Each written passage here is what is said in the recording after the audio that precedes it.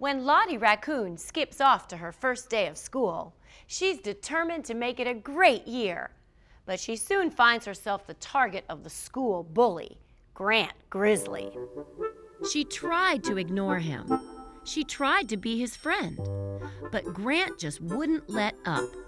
She tried to stand up to him, but that didn't work either. Lottie didn't want to be a tattletale and felt sick and sad. Her family wanted to help, but when her dad decides to call Lottie's teacher, her little brother Jerome asks, "What are teachers going to do? They can't follow kids around the school all day." Lottie had an idea. She would start a club where kids would help each other when Grant or some other bully was picking on someone. It worked. To find out more about Lottie's club, read The Bully Blockers Club by Teresa Bateman. And if you liked this book, check out Jungle Bullies by Stephen Kroll or Tracy Ludwig's My Secret Bully, both of which are great resources for children, parents, and teachers who want to put a stop to bullying.